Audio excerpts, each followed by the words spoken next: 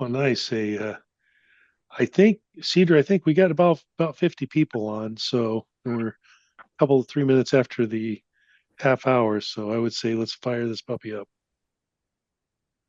All right, everybody. Well, welcome to the latest installment of the Oregon Timber Trail Alliance's virtual open house series. My name is Cedar Kais, and I'm honored to be serving as your host this evening. I'll be moderating a panel discussion on the OTTA's new adventure routes. What is an adventure route, you might ask? Like the original Oregon Timber Trail, the adventure route begins in Lakeview, Oregon and ends in Hood River, but between its start and finish, it travels a different network of trails, enjoys more approachable terrain, and ultimately yields a shorter path. Don't be fooled, though, as it still offers plenty of challenges, including the 4,200 feet of climbing and 550 plus miles of wild Oregon backcountry. Before I introduce our panelists, I'll tell you a little bit about myself and my connection to the OTTA. I got bit by the bikepacking bug pretty hard after completing the Stagecoach 400 route, and that led me to more and more bikepacking adventures. After moving back home to Mount Hood, Oregon, I became inspired by the Oregon Timber Trail, and when the opportunity presented itself, I started an outfitter guide and shuttle company with a focus on bikepacking. Oregon Territory Outfitters, as it is called, has now become the unofficial shuttle service for OTT riders, and I'm honored to be a small part of something so big. Joining me are three remarkable people who decided to take on the adventure route last year and who have since recovered to tell their tales. First, we have Hannah Bucci. Hannah has cycled for most of her life, from competing in triathlons to commuting. Bikes have always been an important part of where she finds community and her everyday routine. Several years ago, she picked up gravel riding, finding that she preferred trails to asphalt. About the same time, she began to hear about the Oregon Timber Trail. It wasn't long before Hannah decided that she wanted to tackle the adventure route, the newest trail in the Oregon Timber Trail corridor. While she had some bikepacking experience, Hannah told us there was nothing of that length or remoteness. Nevertheless, she committed. So, did the adventure route deliver on her expectations? We are going to find out. Our next panelist is Sam Werthomer. Sam was born and raised in southern Washington state. He's currently pursuing a career in nursing, but he picked up bike riding about 4 years ago while still in the Coast Guard. Most of his focus over the past few years has been on bikepacking. Whether racing or touring, he loves single-track trails and gravel roads. Sam learned about the adventure route while researching the original Oregon Timber Trail. It didn't take long for him to make his decision. What did he think? In Sam's words, the OTT Adventure Route is one of my favorite routes that I've ridden.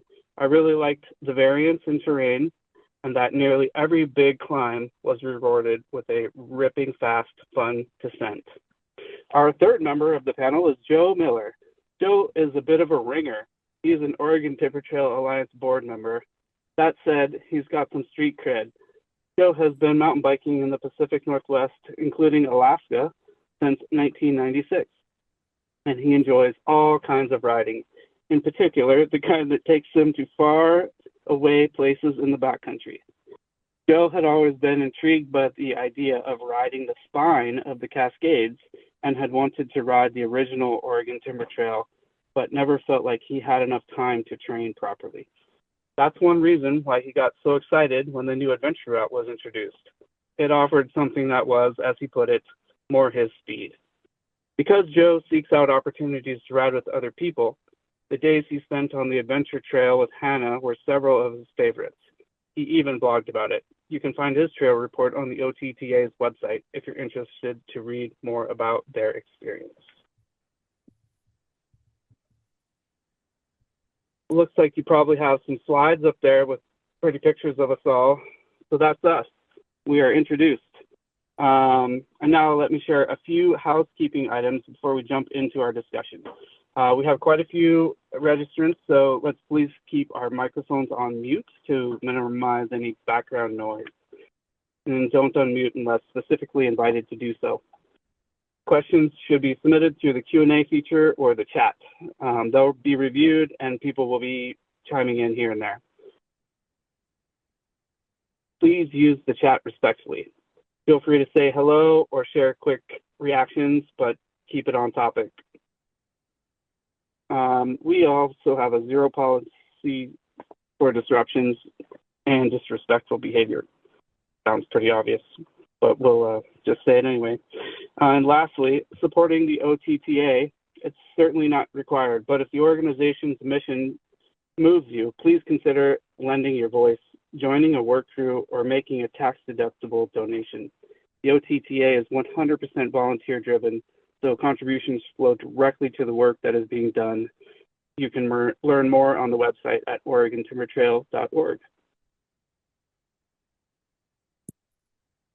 We're going to take a minute to get settled in, everybody. Hopefully that gives you an idea of what is coming. And yeah, grab a drink, pet your dog. Let's get settled in. Here comes the rain.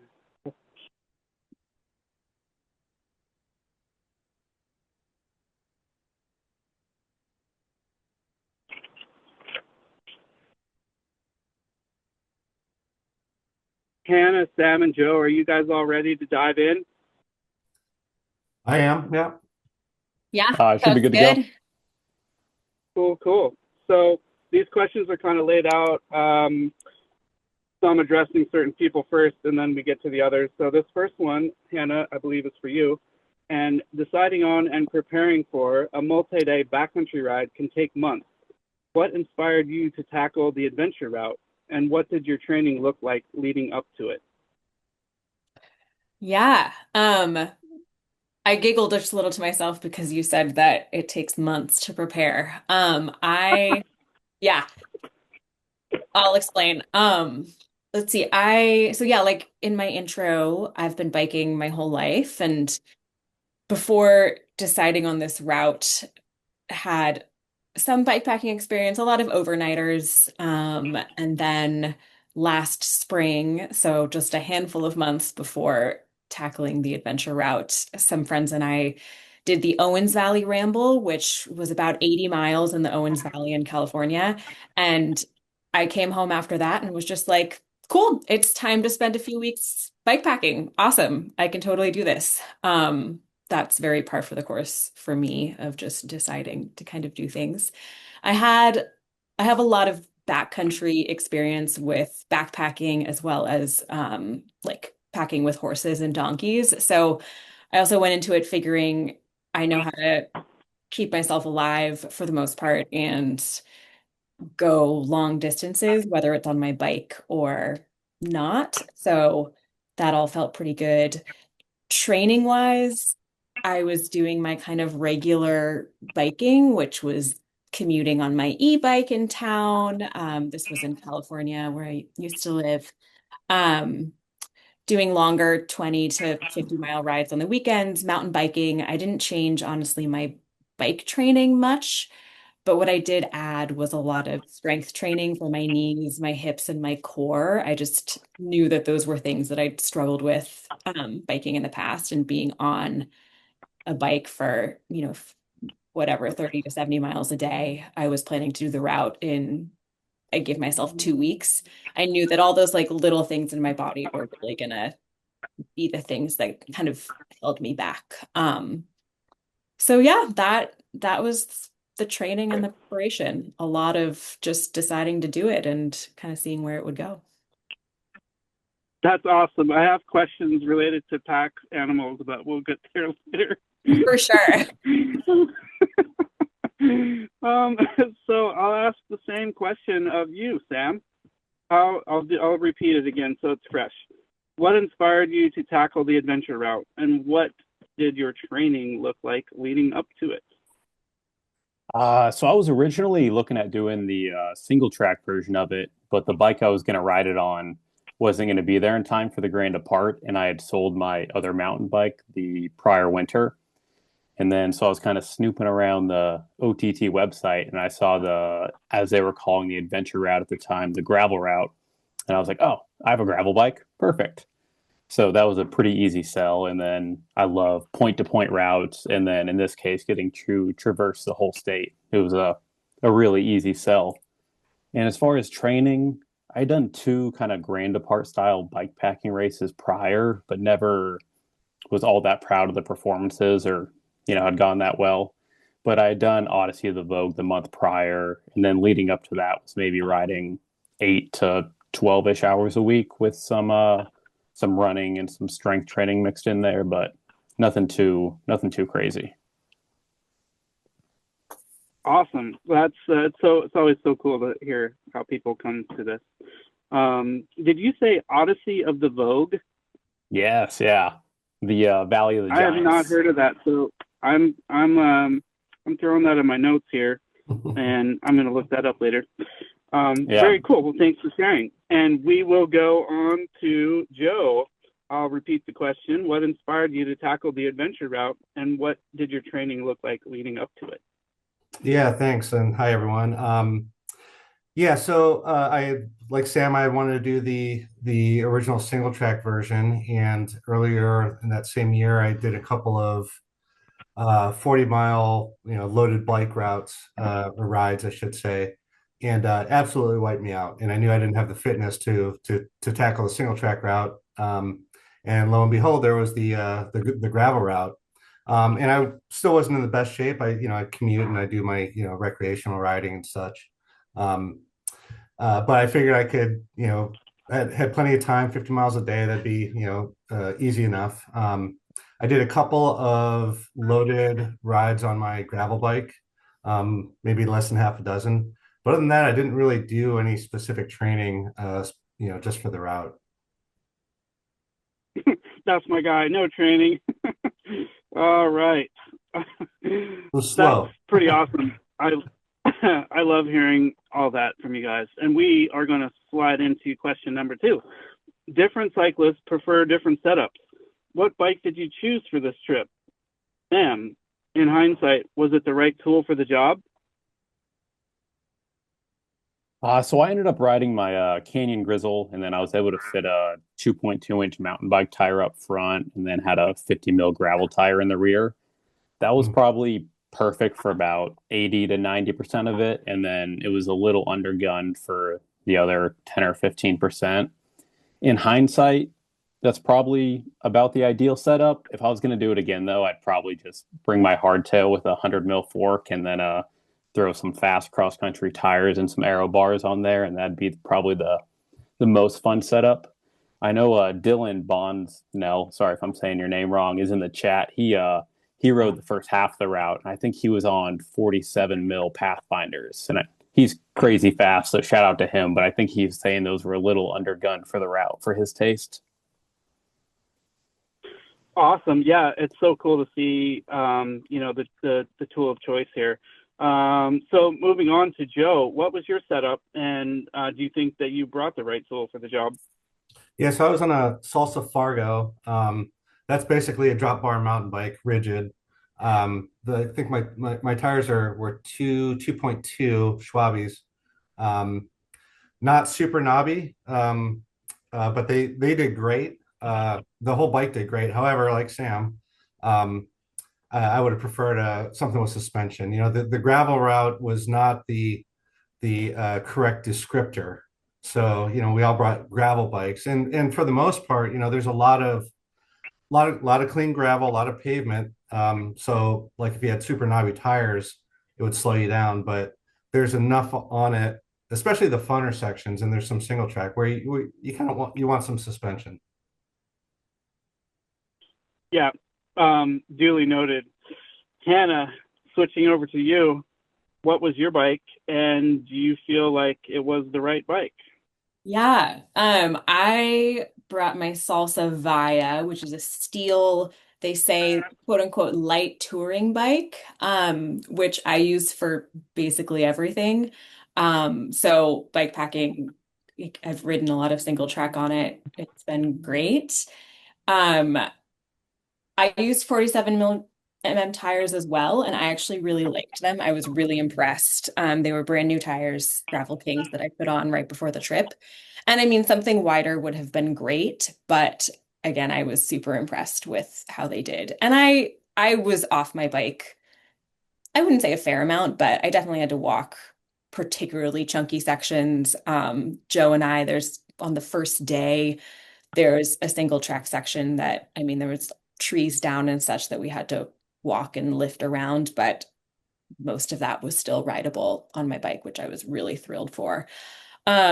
I would have also loved front suspension. I ended up, for a variety of reasons, losing the feeling in my right hand, which I'm sure will come up again sometime in this talk.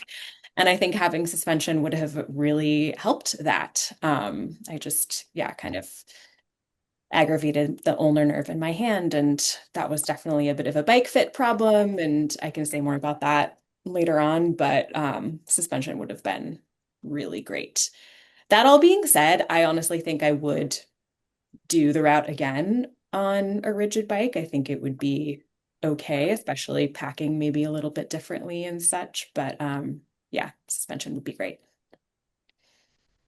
That's pretty clear, the consensus there. So that's a good, I'll let people draw their own conclusions, but that's great. That's some good data points. Thank you guys for that. Question number 3. Directed to Joe first. What was the single most valuable piece of gear that you brought with you? And follow up, what is the one thing that you wished you left at home? Yeah, so I'm gonna kind of go spread the boundaries a little bit on that question because it's not a single piece of gear. I would say sun and heat stroke protection. You're basically exposed to the sun, I would say 90% of the ride. A lot of it's burned. You're just out there, a lot of it's on pavement, especially Cascade Lakes Highway. That got super hot in the middle of the day. So I put on sunscreen and then had a sun shirt with a hood. Wore a hat under my helmet. And stayed hydrated. I probably drank 6 quarts of electrolytes every day and 6 quarts of water every day. And my plan was to get up early and ride early and be done before the heat of the day. And of course, I did exactly the opposite of that. I slept in. I probably didn't get riding till like 10 or 10:30 in the morning every day. So I'm like riding right in the meat of the heat. And I was fine. I wasn't pushing really hard, but I could see where you could really get a bad case of heat stroke or heat exhaustion. Yeah, I have stories about that. We'll share sometime. So, Hannah, let's switch that over to you, and I'll say the question again. I'll try to bring it a little tighter this time. What was the single most valuable piece of gear that you brought with you? And then what is one thing that you wished you left at home? Yeah, I'll start with what I wish I left at home. I think there wasn't any one large item, but I had some little nice to haves like some arnica gel for sore muscles. I think I brought a second chamois, and those things were also small when I was packing and had been fine to take on other shorter trips. But the addition of, like 5 or 6 little nice to haves that aren't really necessary, I would not bring some of those things again. I went off route to go into Bend to visit friends because I was just taking this as a kind of a longer trip. And I ended up sending some of those things back to my house because I just was like, I don't want to deal with this anymore. So just some little things that, yeah, like just simply were not necessary for such a kind of a long haul. I second what Joe said. I ride in like a long sleeve sun shirt and then just a sports bra. Like that's the shirt that I bring, and it is just simply the best item of clothing that I own and that I use on things like this. So really good to have the full arm length sun protection. And then navigation, I think I think we're talking about this later on, but having my Garmin for navigating as well as my phone, those were like so crucial beyond anything on a route like this. So really glad that I had those. Yes, absolutely. 100% agree on both of those topics. And we're going to slide it over to Sam. What was the single most valuable piece of gear that you brought with you? And what was one thing that you wished you had left at home? Oh, and I just realized my thing says Zoom user, but I'm Sam. So I was really happy with the choice to bring a tent. I was debating on just bringing a bivy, but then, kind of last second threw the tent on, and I was happy with that just for the mosquitoes. My clothing was treated with permethrin maybe like a year and a half prior, and that was long since washed out. And then I forgot to bring bug spray as well, so I was happy to have some reprieve from the bugs at night. I do think if you had some permethrin and then some bug spray and then maybe a head net, a bivy would be totally fine. But I was definitely happy for the tent. And then as far as anything to leave home, the only thing I could really think of was for that first 200-mile stretch between Lakeview and Chemult, I brought way too much food. I don't know what possessed me to, but I brought 20,000 calories when I maybe needed 6 to 8,000. So that was way too much extra weight that I brought for really no reason. I still had some of the remaining of that left over at the end of the route. So would definitely manage my food carries a little better there. Man, this is a great cross section of the do's and don'ts, or the brings and leaves. I'm sure Can people I add that will something? resonate. Go ahead. I was really happy to bring a stove. That was something that I was debating if I would bring a stove or not. And I decided to bring one because I knew I was going to be out for a couple weeks. And I was like, I'm going to want to have warm meals. And I'm really, really glad that I did. That made a lot of nights just a little bit more pleasant, which was definitely the right. That's so awesome to hear that. And I'm finding all these things. I know I'm not a part of the panel, but I've been there too. And a tent to get away from mosquitoes is absolutely critical. And a stove for making coffee plus your meals is, in my opinion, also critical. Good stuff. We are moving on to the adventure route traverses diverse terrain over 4 different sections, or tiers as they're called out. Which of the 4, Fremont, Willamette, Deschutes, or Hood, did you find the most challenging? And we'll start with you, Hannah. Which was the most challenging, and then which was the most rewarding, I believe is the way the question reads. Yeah. So I actually only did the first 2. I was intending to do the entire route, and then I got injured on the Deschutes, kind of the last portion of the Deschutes, and decided to come off trail at the Mackenzie River trailhead. So I can speak about those 2, and the answer is the same for most challenging and most rewarding. The first part, the Fremont, is absolutely spectacular. Also, I found to be very difficult. It was, to me, spectacular because it's a part of Oregon that I think I would never kind of see otherwise. I've spent a lot of time in the Bend area, in the Willamette River Valley, in kind of the Deschutes all along the Cascades, but that southern section, that southern corner of Oregon, I hadn't been to. And so it goes through so many different biomes. The wildflowers at the time we were riding were absolutely incredible. I've never seen that many lupin in my life and smelled lupin before. And I grew up in California where we have a ton of lupin as well. And so it was just the kind of thing where like you're coming around almost every corner and there's something just so beautiful to see, even if it's on the forest floor. So that I loved. There were also a lot of kind of unexpected parts of the trail that were really chunky or really sandy and just hot. And that was, for me, a big part of the challenge. Like Joe said earlier, riding at the heat of the day on some of the longer pavement stretches was really hard for me. But we made it through. So yeah, that section I'm really grateful to have finished. Very cool. I love hearing that about the Fremont, and I think that's a shared sentiment. We will slide on over to Sam. I'll repeat the question. Which of the four tiers, Fremont, Willamette, Deschutes, or Hood, did you find the most challenging? And then which was the most rewarding? So I was going to use the same answer for both because I thought for me, the hood tier was both kind of the most punishing, but also the most rewarding.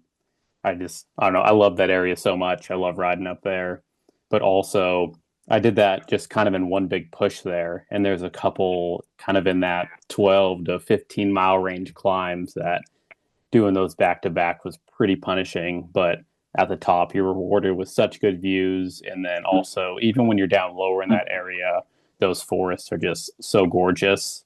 And then I saw Brian ask in the chat about bear canisters for the area. Personally, just because you're not anywhere near grizzly country, I don't bring a bear canister.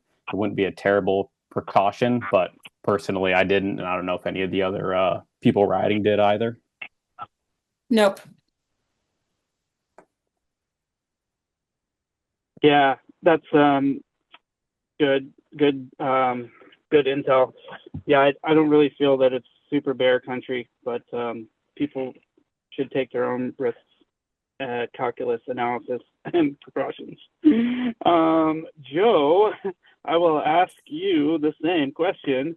Which of the four tiers did you find the most challenging and the most rewarding, and or the most rewarding?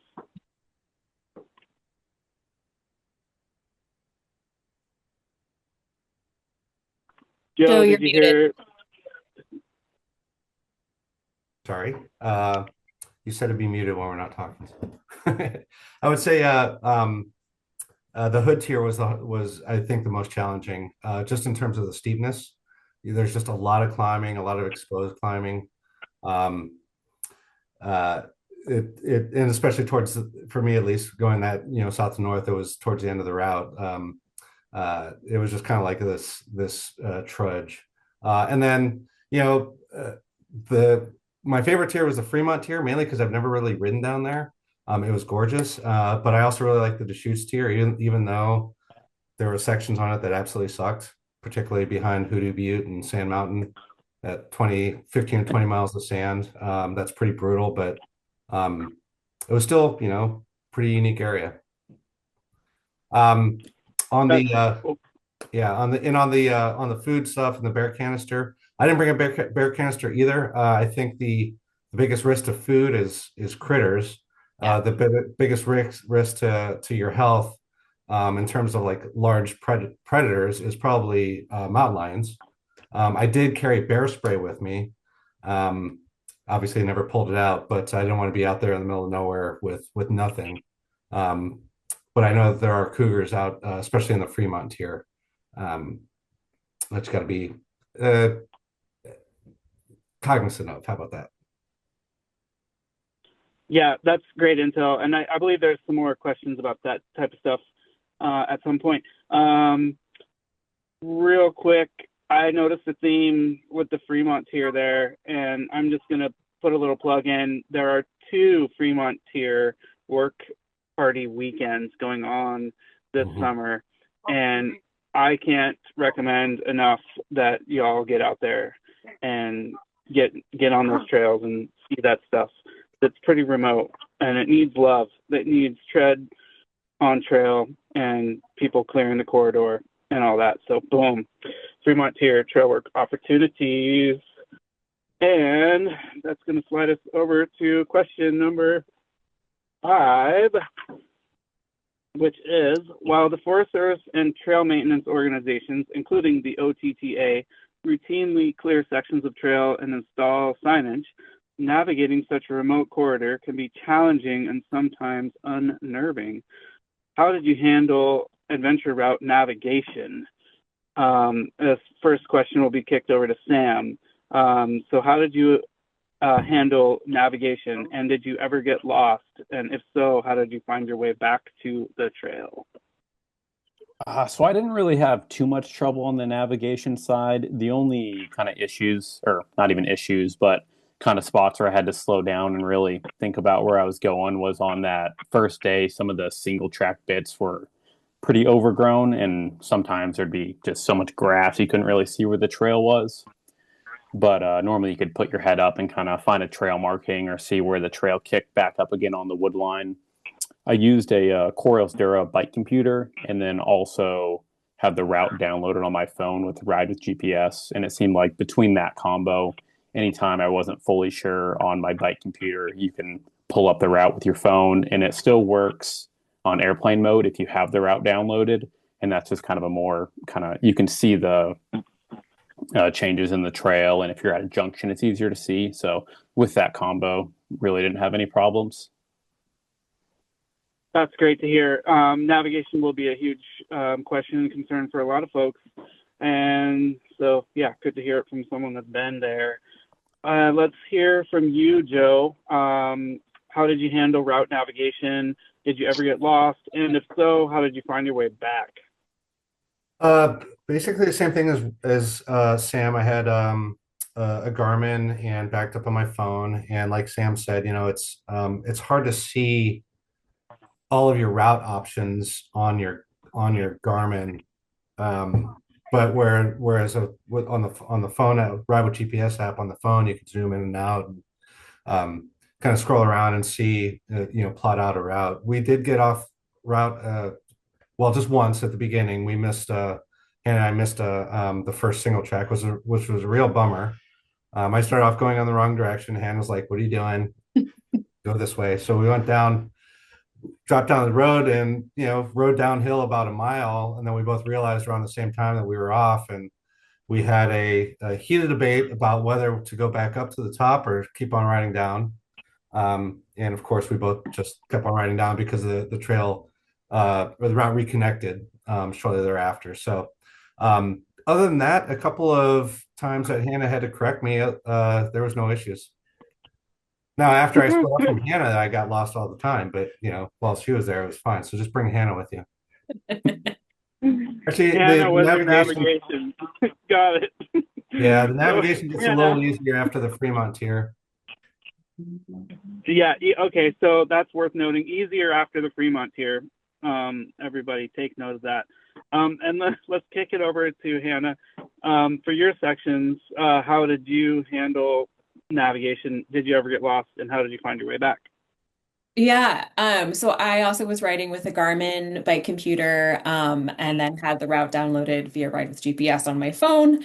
And of course that didn't help Joe and I getting lost in those first few miles on the first day. But like you said, because we, especially having your phone available to check out like what's coming up ahead of you, we could see that after we'd gone down this road a little ways, we could loop back onto the route. And so that was really helpful. Um, this is embarrassing to say, but I hadn't used a Garmin before this trip and literally figured it out like riding up the hill the first day. So I think I wouldn't recommend that. Like actually know how to use your tech is really helpful. But again, that's just sometimes how I do things. So it all worked out in the end. But this is kind of adjacent to navigation. Something that was really helpful for me is I'd spent a bunch of time looking at the route ahead of time and had kind of mapped out where I thought I would be camping the first few nights. And I had a couple of backup ideas that mostly stayed the same. And Joe and I had pretty similar kind of routes planned, which we discovered when we met up before starting. And so having that written down, I had it kind of in the notes app or something on my phone, was also just a really helpful reference as I was riding to be like, okay, I know that I'm trying to get here. I also know that I have, if I'm feeling great and I want to go 25 miles more, I know where the next place, a next good-ish place to camp would be. So really spending time with the route ahead of time made my navigation in the moment a lot better too. Oh man, that's juicy stuff, and I couldn't agree more. And people will probably spend countless hours going over maps looking for ideal campsites before they ever get there. So good stuff, and I'm sure it'll come up again later. On to number 6, Joe. You wrote about this in your blog, but for those who haven't had a chance to read about it, what was your hardest day or lowest point? And as a follow-up, how did you overcome it? Yeah, I think the hardest day was coming out of Detroit. I had met my partner at Brighton Bush Hot Springs. We hung out there for a day. Had a massage, got, soaked, ate well. So the next day, she left to go home about 11, and I started riding up towards Brighton Bush Lake and further onto Olali Lake, and that's just a brutal 8 mile exposed climb. Most of it's on pavement until you get to the top, and then it gets super, super chunky. Um, so that was just kind of, I mean, it was beautiful. You could see a lot because everything had burned, um, which is unfortunate, but it was just exposed. So you're on pavement a lot, most of that climb. So it's super hot. The second part of the question, how did how did I kind of deal with that? Well, I took a note from Hannah actually from our first several days when we were riding. Um, we'd be riding. She might be ahead of me, and I know she would stop at like the only shady spot, one lone tree along the road, and she would stop there for a minute or two and just take a quick shade break. So I was doing that. There was maybe half a dozen of those, but I stopped when I could, hydrated, made sure I had my energy levels right by electrolytes and other food, and then I just kept on going. And I wasn't in a hurry. I wasn't pushing a hard pace, and I knew that this climb was coming up and it was going to be brutal. So I just kind of hunkered down and did my old climbing mind tricks to get me up and over. That's awesome. Heat management is a thing you and I will talk about sometime. Hannah, what were your experiences? What was the hardest day or lowest point, and how did you overcome it? Yeah. Yeah, I mean, just to plus to what Joe said, and I appreciate the call out. I do on a long, hard climb, literally stop at every shade. And even if it's just 30 seconds, it makes such a difference. And then also want to plug something he said too about bringing electrolytes. I don't know if we mentioned that earlier, but so helpful to have kind of enough electrolyte powder that's not, you're also drinking plain water. That's great and fine and necessary, but making sure that you're replenishing electrolytes is really helpful. My worst day, though, was actually my last day, and that was the last chunk of the Deschutes tier, which for me was from Subtle Lake to the Mackenzie River Trailhead. And it's been alluded to a little bit. It's that really sandy section. And this obviously is where my 47 mil tires probably didn't help me at all. But I had actually planned, I was going to take a night off trail after Mackenzie to spend some time with friends who live on the Mackenzie River. And I'd spent the night at the Subtle Lake campground. So it was like maybe 25 miles. I was like, great, this is going to take me 3 or 4 hours. So I like started late, big breakfast, and then started going. And like we've heard, that trail was just sandy, sandy, sandy, sandy, like thick, deep sand. And I actually couldn't ride any of it, more or less. So I biked for about 20 miles. And it was a long, long day and very hot. And that's where I really, um, On your way at all? I think Cedar's talking to Okay, someone. Yeah, you're all good. I'm gonna hold off for 2 seconds. So Okay, sorry, guys.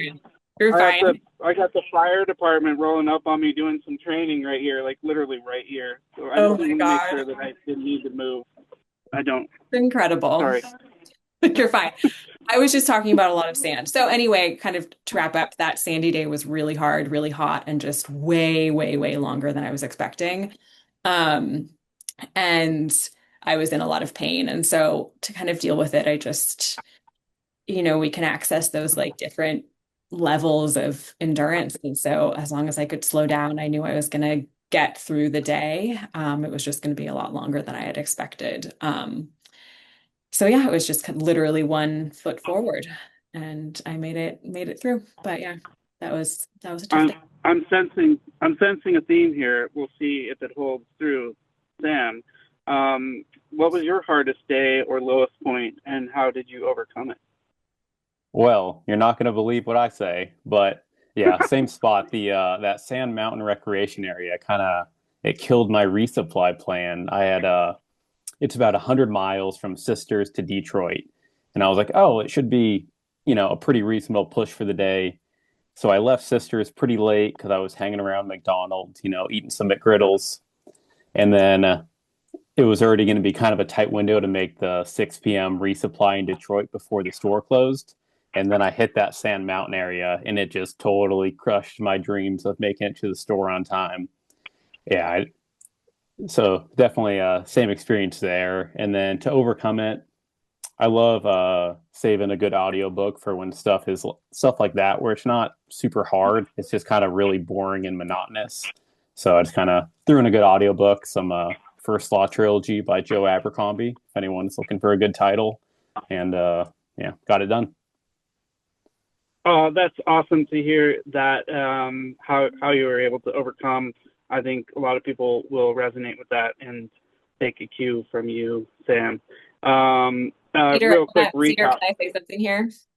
Yes, please. I think this is a good moment to point out that I was trying to cover 25 miles in a day while Sam was trying to cover like 100 miles in a day.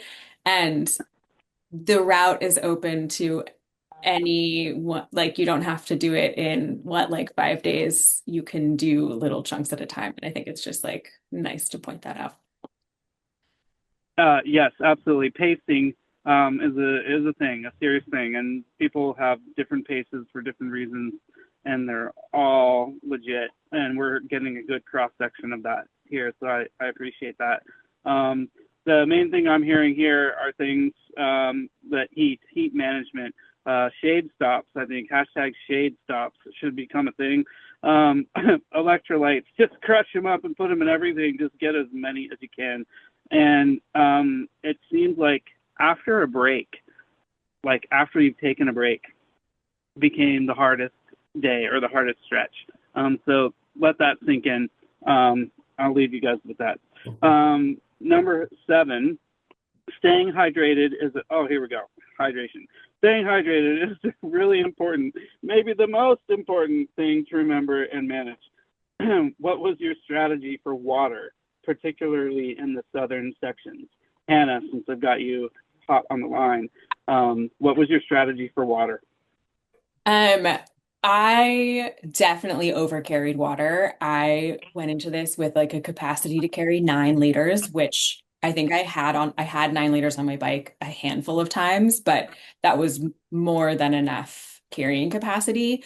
But it made me feel good. Like I have, again, having not done a route this long, this remote, I know I knew how warm it was going to be. I just didn't want to run out of water at any time. I knew I was going to be well within my kind of physical limits each day. And so I knew I could carry it. There's, I think I'm going to put a plug in here to definitely, I feel like Joe, on your ride report, you definitely talk a lot about where we found water. And I think that's helpful to know. The ride with GPS route, if I'm remembering correctly, definitely has a lot of the water stops kind of highlighted. Um, and especially in the southern tier, depending on how good of a snow year it's been, some of those may or may not be actually running. But I think we found them to be fairly reliable.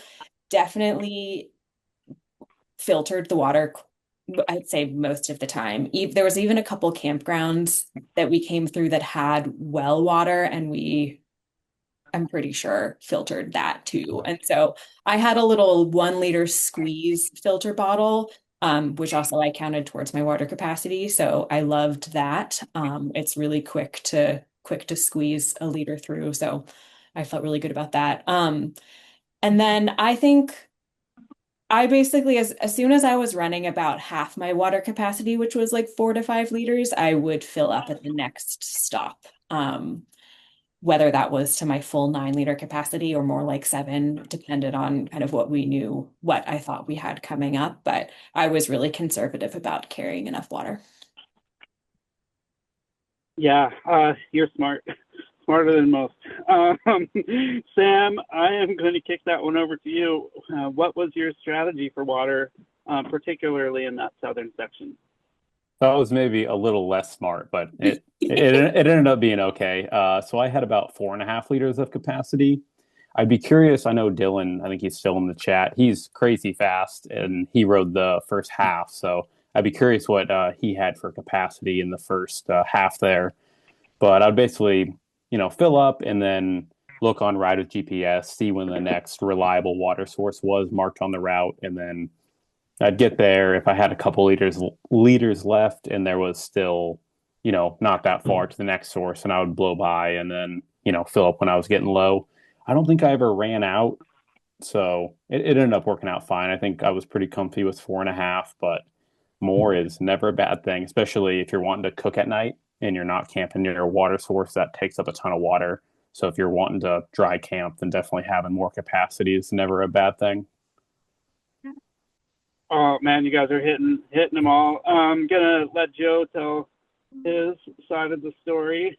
What was your strategy for water, particularly in the southern spot? Yeah, so what did I have? I think I had capacity for 8 liters. I overcarried as well, although I don't think that's a bad thing, especially in that southern section, because if you have a mechanical or if you get injured or something, you're going to be a long way from water because those water spots are point sources. It's not like you're following a river or anything like that. Um, so just for safety's sake, in that southern section, I was always topped off with about 8 liters. I think my lowest day I got down to I had about a liter to spare. To be honest, though, the hardest spot area to find water for me was after Timothy Lake, going up Lookout Mountain. So you cross I think it's Cedar Creek or a small creek, and then you start climbing up. This is in the 44 Trails area, east of Mount Hood. There's a couple of spots on the climb along the way, but you get to the top and there's nothing there, and there's pretty much nothing until you get down into Parkdale, or I should say down onto Highway 35. Except at the very top of Lookout Mountain, there's a big trailhead. It's a very popular riding area. I think Dog River is up there, and that flows year round typically. So in that section, if you're looking for water, that's the only spot you're really going to find it without really going off route a significant distance. Yeah, good to know. I know the gravel route varies from the traditional route. So just, I guess the overall thing here, be mindful of your water stops. It's never bad to overcarry, even if you feel like you're carrying more water. It's always better to have good, reliable water, and filter. I think that's what we're learning here. Plus cooking. Thank you, Sam. I'm a cooker. I like to have water for food, and that takes a whole other level of, rationing and planning. So boom, good stuff. Question number 8. For most of us, it's not about an FKT or a PR. So for those that don't know, FKT is the fastest known time. Personal record is PR. But it's not about that all the time. It's about the experience. Sam, what was the best moment of your trip? Be it a stunning view, an unexpected sunrise, or someone you met along the way. So best experience, best moment of your trip, Sam. Ooh, so speaking of FKTs, I know Dylan is in the chat, and I think he's coming back to ride again this year. So hopefully he should be setting like a blazing fast FKT for the route. So maybe I don't know what he's thinking, but maybe a sub 3 day or something. But as far as highlight, I think I mentioned the Sand Mountain area. I thought I was gonna miss the Detroit resupply, and then I got there. It was like 6:15 because I'd made good time after that, and I was like, "Oh, I just missed it." And then I was rolling by the store, and it was open. I guess they stay open late when they're busy, so that was definitely a huge highlight. And then all the views. I mean, you're up high in elevation on top of the climbs. You just have great 360 views in all directions. And then at the finish, I was planning on just sleeping on the beach and then riding my bike home the next day. But my parents actually surprised me and were there to pick me up. And it was after midnight, and their bedtime's like 6 or 7 p.m. So that was pretty cool of them to be there. And I didn't know they were going to be there. So that was awesome. That warms my heart, man. We're gonna slide on over to let's go, Hannah. So this is like best. Yeah. Yes. Um, Sorry. I mean, yeah, Will I had repeat the like, question.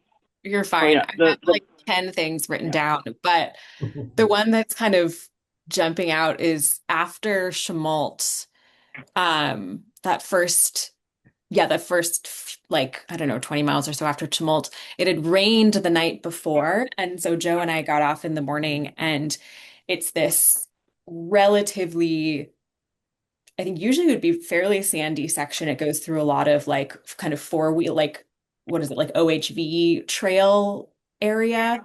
And so there's a lot of cool, like windy, double tracked, wider trails. And the dirt was just so perfectly packed and a little wet. And so it wasn't dusty.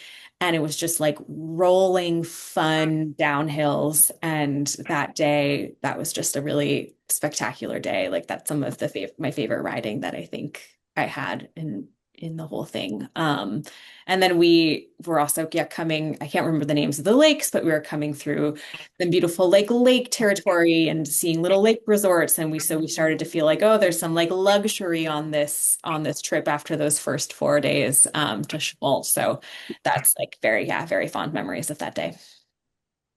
very, very cool. I have stories about hard pack sand. Thank Yeah. goodness for hard pack sand. Um, we will slide on over to Joe for this question, which is, what was the best moment of your trip? This is a heavy question, I realize. Yeah, well, echoing Hannah's shout out to that those sandy areas. When it's wet, it was great. It was like flying. There was like no chain on the bike. It was easy peasy. But I think the biggest surprise I had, I think, was the people that I met along the way. Obviously starting with Hannah, but running into people like at the top of Winter Rim, there was a couple of bird watchers out there that we chatted up, and the people in the Schmaltz store were super nice. Hannah and I were fortunate enough to come across some folks that were camping for their like 40 or 50th anniversary, and they offered us water and coffee and food, and they were just super friendly. And aside from the July 4th of July traffic on Highway 22 in Detroit, um, the cars were super friendly. Everyone waved. Everyone gave me plenty of space. I was expecting a little bit more aggro drivers, but yeah, nothing. So I was really inspired by the people I met. Just a big cross section of our society, and it was great. Oh man, this is like gold here. Very cool. People along the way. Let's not forget that. That's amazing. And the trail fairies, I like to call them, borrowed from the backpacker world. And then hard sand. My goodness. Going through a section that you think is going to be just a big sandy washout, but it's like got that hard pack surface to it, and you can just get on it and cruise and roll and like actually make miles, has got to be one of the coolest feelings ever. Cool. So sliding on to question number 9. Joe, you and Hannah spent several days riding the adventure route together. How were you two able to manage your pace, fatigue, or otherwise make shared decisions? Yeah, I think what really helped was having an endpoint in mind, like where we were going to camp. Um, that didn't always work out, but we had a pretty good idea. And it was around 50 miles, so we just kept an eye on the clock. We didn't get in a hurry. Even after Hannah and I split up, it was just a slow, steady pace, just taking in the sights. I wasn't going for a personal record or trying to make it. This was vacation for me, so I was taking my time and trying to enjoy as much of it as possible. So I just wasn't in a hurry. And then when I got tired, I stopped, and I took plenty of breaks, and um, you know usually like 10 or 15-minute breaks, but probably 2 in the morning, 2 in the afternoon. So yeah, it was that. I think the fatigue from the sun was worse than the fatigue from anything else. From the climbing and such. That's great. So I'm getting time management and enjoying yourself and taking breaks. That's awesome. And I'll send that one over to you, Hannah, since you guys had kind of a shared experience there. How were you able to manage your pace, fatigue, or otherwise make shared decisions? Yeah. Great. I mean, great question. And I think it's interesting because Joe and I didn't know each other until the day before we started. And so I think there was an element of definitely luck for us in both that we had similar goals each day. And so it was clear that, we had a fairly shared route. And so that was not something we needed to hash out too much. But then we also, yeah, just like generally got along. And so that was a total joy and surprise. I'd been planning to do the whole thing by myself. And it was really lovely to have someone to ride with. Also just for safety, like that first tier is really remote and we didn't have any issues, thank goodness. And I think we both had, plenty of plan Bs should either of us have had a solo issue. We hopefully wouldn't have come out here to do this otherwise.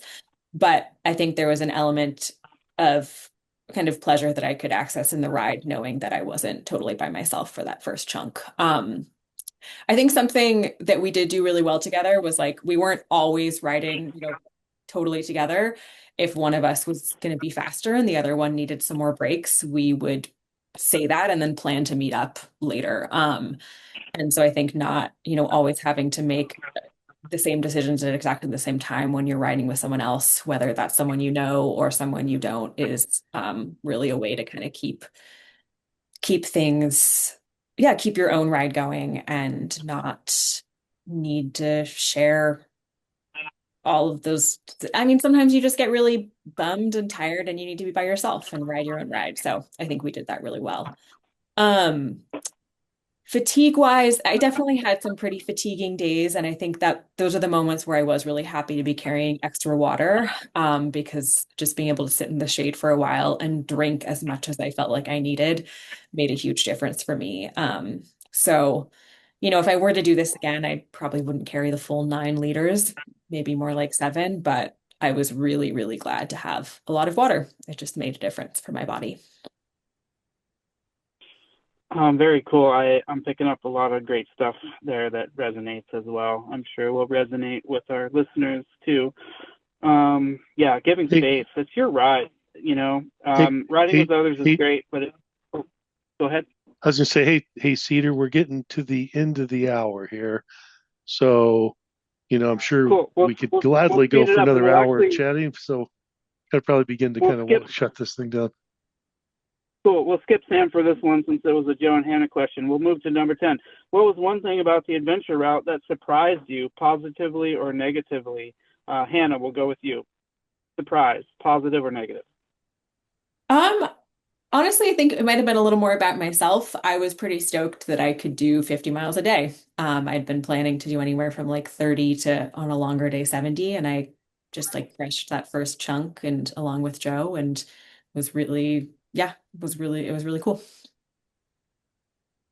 Um, awesome. So that's good. We'll keep it simple. Sam, what about you? The biggest thing that surprised me was just that there was so many rip and fast, wide open descents. Sometimes you get up a chunky climb and then the descent's equally chunky, but on this route, a lot of the descents were just wide open, rip and fast. You're speaking my language, man. Cool. Joe, on to you. Yeah, I think I was expecting the gravel roads to be actually gravel. And they were super chunky. A lot of them were, and not that I mean, that made it really fun, but it also makes the day a lot longer. So you think you're going to cover 50 miles in, 4 hours. Um, you're not. It's just gonna take longer. So I was just surprised because it was built as the gravel route, and there was certainly a lot of gravel, but there was a lot of other things too. Yeah, that's going to be good intel for folks. So even though it says gravel, it's super chunky. So folks, keep that in mind. Question number 11. Much of the adventure route is a solitary experience, but there are small towns and communities that offer respite and resupply. Did you have any memorable interactions with locals or other trail users in these gateway communities? Sam, we'll kick it to you. At the Odell Lake Resort on day 3, I think I was talking to one of the maintenance guys, and he was a climber and a backpacker. and we just got way down the rabbit hole about all the outdoor things. So that was one of those really special interactions where I was kind of glowing afterwards and having fun looking back on. Sweet. And let's hear from Joe. Yeah, well, I think the highlight was the folks that we ran into who were camping, and I mean, I swear to God, it was 8 o'clock in the morning. We almost pitched a tent, decided to stay there because we were just chilling out. And So they were I like think that about was to have a whole party too, like for like a yeah, week. It would have been great. yeah, and they invited us to stay too. So that was my highlight. Sweet. Hannah, it sounds like you maybe have some similar highlights, Yeah. but let's just take it from the top. Yeah. So definitely that interaction that Joe and I had, I think their names were Rob and Linda. This was right after the Thompson Creek Reservoir. But then I also I went off route into Bend to see friends for a few days, or like 2 or 3 days. And I actually stayed with some people that I found on Warm Showers, which is like a bike packing site for finding hosts kind of throughout the world. And so I couldn't end up staying with these friends. And so I, like, kind of day before I got into Bend, found these other folks, one of whom was actually going to go do the Grand Depart for the single track OTT. And he was leaving a few days after I was there. So we were able to talk a lot about the route. Not that it was the exact same one, but that was really great. So a little plug for Warm Showers. And yeah, really helpful to meet up with some bike people, do some maintenance. Yeah, sometimes on a long ride, it's nice to see other friendly faces, and people are always stoked to hear what you're up to. You'll find that a lot. People are super talkative and inquisitive, and that can lead to some pretty cool interactions. So that's awesome that you guys all have those experiences. Last question. Woo! If you could give one piece of advice to someone planning a through ride of the adventure route, what would it be? And Joe, we're going to kick it off for you. So one piece of advice if you're planning a through ride of the entire adventure route, Joe. Well, if you have the time, I would take your time. You can blast through it. If that's your goal, that's great. But if you can, relax, slow down, enjoy it. Bike packing, you can't really carry all that much when you're camping. So there's not much to do like during or on the ride. But if, when you're in Tumult or Sisters or Bend or whatever, like there's all those places in all those resorts.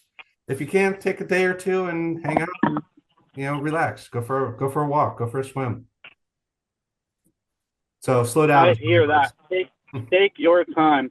Hannah, we're going to hear from you next. What would you do, or what would you tell someone, some piece of advice about planning a through ride of the adventure route? Yeah, I mean, actually, I was going to say the same thing, Joe, but particularly about the Fremont tier. Like, really enjoy that tier. There's so many things around every corner. There's so many vistas, and you finally see Sisters and the Winter Rim looking down into the valley. It's just amazing. And then really doing that, like planning ahead of time and mapping out where you think you're going to go and have a couple backups. I think that that's really helpful. Awesome. Yeah, totally agreed. Planning ahead, mapping out some things, and having some backup plans. Gosh, she's wise. Sam, what would you tell somebody that's planning to ride a through ride of the adventure route? Make a checklist of your gear and don't be like me and forget the bug spray. Bored. Yes. Checklist. That's absolutely awesome. Great advice. I'm sure everyone's got their checklist. And don't forget the bug spray. Cool. Well, in the effort of moving us along and keeping us on schedule, I am going to kind of open it up. I think I've got just a few minutes in here. If there's any other remarks from any of the other admin or from our panelists, I think we have a few minutes to fill some space, share some thoughts. Cedar, this is Jeff, and we haven't really had any questions that haven't already been answered in the chat, but we can give it whatever time you'd like to do. Cool. Is there anything that our panelists, Hannah, Sam, or Joe, is there anything that you would like to say to the group in parting as they're planning their own adventures on this route? Yeah, I have a thought. I was just remembering some talk earlier about animals and the bear bag and like bringing a bear bin. I think, yeah, we all decided not to bring a bear bin. But the only animal encounters that I really had were with little critters, especially at campsites, who were really interested in your food as you were cooking. And then there's a lot of cattle on the Fremont tier in particular, like free roaming cattle. And if, I think Joe and I both had some like we were wary of the bulls. And so those were animals to kind of keep an eye on. They weren't super close to us, but they really watched us going through. So just kind of keeping a steady pace, not confronting them or going near them, but just being, cognizant of the bulls, especially when they're in their herd of cows. Cedar, Yeah, definitely. Oh, go ahead. Yeah, Cedar, this is Jeffrey. I've got some questions for you when you're ready. Yeah, I am ready. All right, we've got best way to charge devices on the trail. Just use a battery backup. We've got a couple of participant answers in there on that. And then we've got a question about how much salt did you consume at your Chenault stop? And then the third question is, would it be a bad idea to ride a full suspension mountain bike on the route? I would go thumbs up on full suspension. I mean, it's a little overkill, but it's not, you won't be disappointed in it. In terms of the battery, I don't know about anyone else. I had no problem. I think the longest we went was 4 days without a charge. So just not being on my phone. I didn't listen to music or podcast or anything. So I just kept my phone on battery mode or on battery saver mode. It was fine. And I brought a 25,000 milliamp charger. And I was able to charge that at hotels and stuff. So I was surprised, but the devices were not keeping charged devices was not an issue. I have a comment about the full suspension. I personally wouldn't bring a full suspension, and that's not because of comfort, but that's because I am 5'4", and a full suspension bike in my size does not have any space in the frame for a frame bag. And so it just would mean I wouldn't be able to carry as much as I would have needed. I've bike packed with my full suspension bike before for shorter trips, and it's just kind of it just doesn't fit. And I think that's just like different bodies, different bikes, different constraints. And that's just a literal constraint for smaller women's bikes. So yeah. Yeah, space is a premium. No one's talked about the salt yet. I assume they mean packing, sodium-rich things to stay hydrated. Yeah, Joe and I went out to dinner in Chenault. We got Mexican food, so that tasted salty enough. I didn't track my salt consumption at all during the ride. I just kind of like assumed that my cravings would give me what I needed. I wasn't doing, such a crazy athletic 100, 200-mile push kind of each day. So I didn't keep track of those things. Yeah, and I made on electrolytes myself. Yeah, I'm an electrolyte believer now. I never knew about them until I almost died from dehydration. So 100% consume as much as you possibly can, more than you think you need. Keep up on it. Go ahead. Hey, Cedar, we're probably about 10 minutes over our time, so we probably need to move into the closing pieces of this. Cool. We can do that. From what I've got here, it says, what a great discussion. Thank you, everyone. A number of additional questions were submitted, so we just got through some of those, right? That was that. Yep. unless you want me to go into these ones that are printed. One is wildlife. Let's do this. Cool. Wildlife's important. Did you run into anything? If so, what did you do? Wildlife. Just aggressive squirrels. Squirrels is the most we got. Yeah, everyone, don't be afraid. There's not very many bears, and they're more afraid of you than we are of them.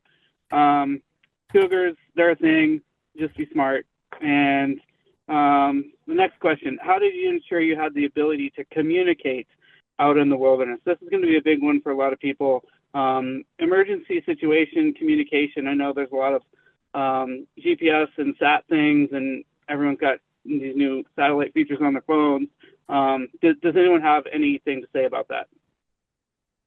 Yeah, I carried a But Garmin Messenger, which allows you to send, you can't, if you sign up for a specific plan, you can send SOS, but also text messages. And I liked that it can work independently of your phone. So if my phone had died, I would have been able to send some messages. I also wanted that because I had a couple of folks who are going to keep track of wildfire danger just from the outside. And so I wanted to be able to hear if anything was going on. Very I smart. also, Cedar, we need to really shut this thing down here. So, All right, I have a cool. slide So up there let's get now. to the final little bit of housekeeping is that we've really enjoyed this open house. And if you are looking to, dig into it a little deeper, there is going to be a recording distributed to all registrants. I'm assuming you can probably also find that through the website. There's going to be links to the ride reports. Actually, both Sam and Joe did some ride reports from their ride if you want to learn more. And if you still have any questions about the Oregon Timber Trail Adventure Route or the original Oregon Timber Trail, you can visit the OTTA website or email the team at comms, COMMS, at OregonTimberTrail.org. And call to action. Sure, there's a slide up on the screen you can reference, but just a little plug. We would love for you to all get involved. Public lands and resources required to maintain them are under enormous pressure. Groups like the OTTA are partnering with state and local governments as well as other nonprofit organizations to ensure some of the most beautiful areas of our state remain accessible to all outdoor enthusiasts. You can support their advocacy efforts by sharing content and relevant information. You can donate your time to help maintain the trails or participate in community outreach. Several upcoming work parties are highlighted on the screen. Back again to that Fremont tier, you guys. Do yourself a favor and get down there. It's going to be awesome. Of course, you can also contribute financially to help sustain the organization and grow its cause. Donations are tax deductible and 100% of your dollars go directly to the OTTA initiatives. If you make a recurring monthly donation of $25 or more coming out of tonight's open house, the OTTA will send you a printed copy of the Oregon Timber Trail map. It is a beautifully produced topographical map that looks great when framed and hanging on a wall. And lastly, that's me. If you're interested in guiding bikepacking adventure or excursion or shuttles for mountain biking here in the Mount Hood area, please do check out Oregon Territory Outfitters. You can check out our website or find us on Instagram or Facebook. It is OregonTerritoryOutfitters.com. We would love to help you get out there on the trails and or ride sections of the Oregon Timber Trail or the full pull.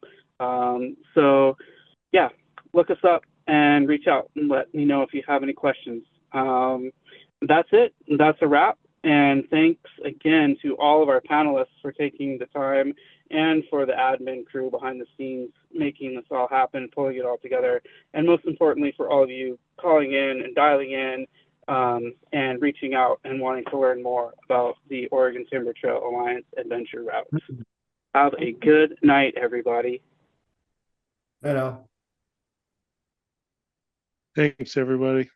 You. Did we get it done?